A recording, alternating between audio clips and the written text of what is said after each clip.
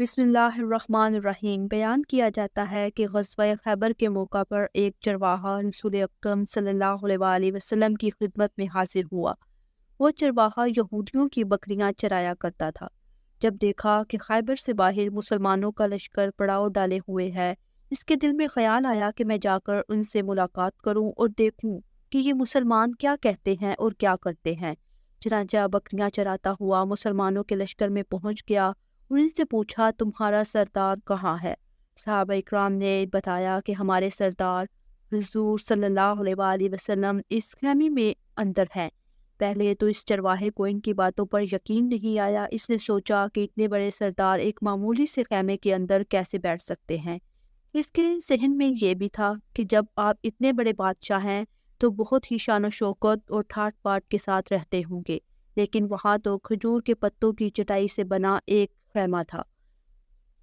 خیر، وہ چرواہا اس خیمے کے اندر آپ صلی اللہ علیہ وآلہ وسلم سے ملاقات کے لیے داخل ہوا اور آپ سے ملاقات کی اور پوچھا کہ آپ صلی اللہ علیہ وآلہ وسلم کیا پیغام دے کر آئے ہیں اور کس بات کی دعوت دیتے ہیں۔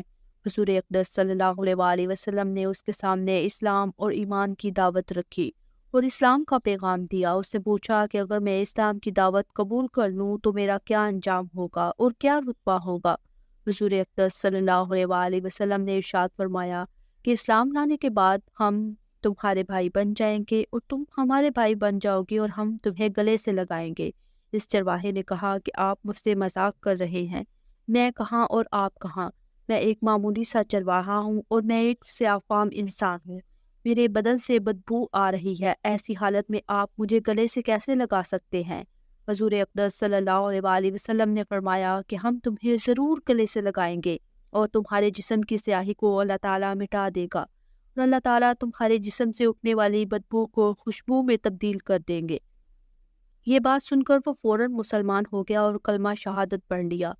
پھر حضور اقدس صلی اللہ علیہ وآلہ وسلم سے پوچھا کہ یا رسول اللہ صلی اللہ علیہ وآلہ وسلم، میں کیا کروں؟ آپ صلی اللہ علیہ وآلہ وسلم نے فرمایا کہ تم ایسے وقت پر ایمان لائے ہو کہ نہ تو اس وقت کسی نماز کا وقت ہے کہ تم سے نماز پڑھواؤں اور نہ ہی روزے کا زمانہ کہ تم سے روزے رکھواؤں۔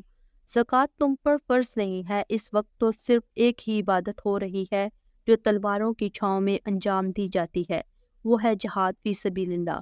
اس چرواہے نے کہا، یا رسول اللہ صلی اللہ علیہ وآلہ وسلم، میں اس جہاد میں شامل ہو جاتا ہوں، لیکن جو شخص جہاد میں ہوتا ہے اس کے لیے دو میں سے ایک ہی صورت ہوتی ہے، یا غازی یا شہید۔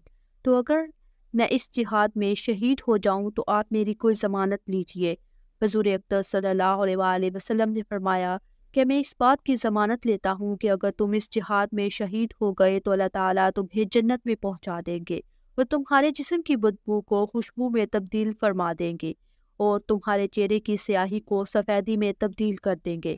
کیونکہ وہ چرواہا یہودیوں کی بکریاں چراتا تھا، اس لیے حضور اقدس صلی اللہ علیہ وآلہ وسلم نے فرمایا کہ تم یہودیوں کی جو بکریاں لے کر آئے ہو ان کو جا کر واپس کرو، اس لیے کہ یہ بکریاں تمہارے پاس امانت ہیں۔